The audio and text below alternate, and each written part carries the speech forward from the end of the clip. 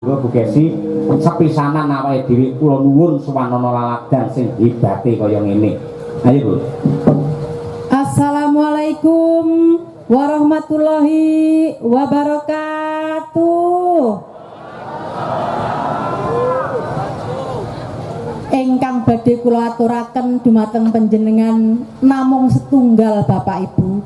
Inggih menika matur nuwun ingkang tanpa upami awit katresnan panjenengan sedaya nimbali kula bojo kula lan kanca-kanca madangkara. Mugi-mugi dalu niki kula sak kanca saged nglipur panjenengan sedaya satemah ati panjenengan marem lan benjing lek atine marem nyambut gawe tambah semangat. Lek nyambut gawene semangat, warga masyarakat Kedung Banteng tambah rezekine kathah malimpah. Benjing taun ngajeng saged nanggap wayang malih nggih, Pak. Matur nuwun. Amin. Matur nuwun Bu Kesi wis mremosekne bojone. Ya bojo sing apik kaya ngono kuwi. Wah, temenanan. Ngerti sing lanang yang ngeri sepi tanggapan poso kon Bu Kesi. Oh iya. Sore mampi poso, buar tanggapan kok poso, ya poso, ora poso mesti kok jahili terus. Ha iya ngono kuwi. Sinom sing dikersake Bu Kesi aturna marang sedaya para sesepuh disepuh, para kiai alim ulama lan warga masyarakat sing kepareng tumplek-blek ana ing lapangan merah putih, babil khusus dumateng Bapak Kaji Karsono. Iya, monggo Bu. Sawung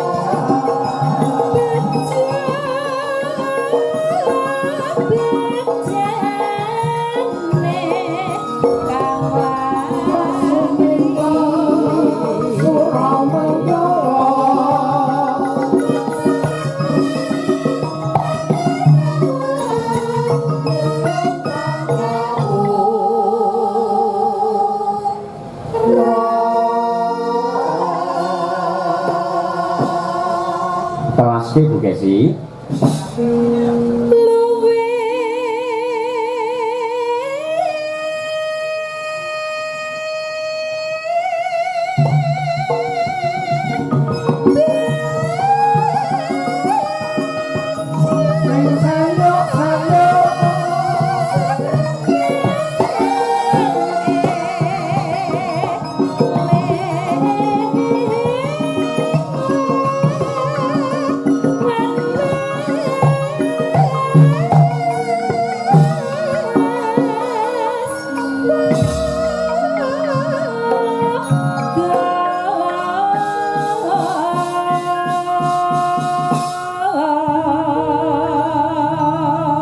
Alhamdulillah wilujenge skala wis diaturake Sinom Parijata pamundhut saking Bapa Karsana selaku ketua panitia.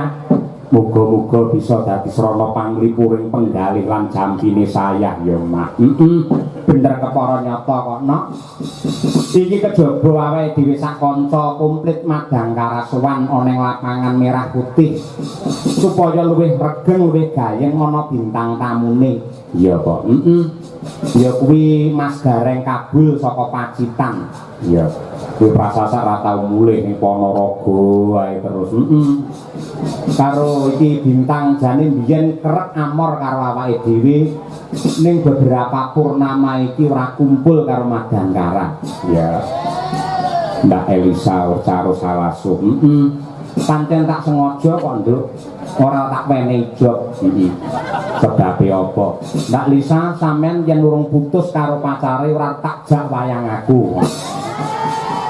Saiki alhamdulillah wis pedhot kae. Jumlone dhek wisan. Ha iya. Mula direwangi ngejam-ngejim lek nggih ngunggahke rega to kuwi. Ha iya. Alhamdulillah luar biasa. Elok temenanan iki meriah. Men saya rengget regu Mas Gareng wis enggak, ya. Monggo dibarengke wae Mas Gareng Pacitan bersama Mbak Elisa Urcarus Alaso Cahyo Kuntadi, yuk. Jumeneng bebarengan. Ayo coba.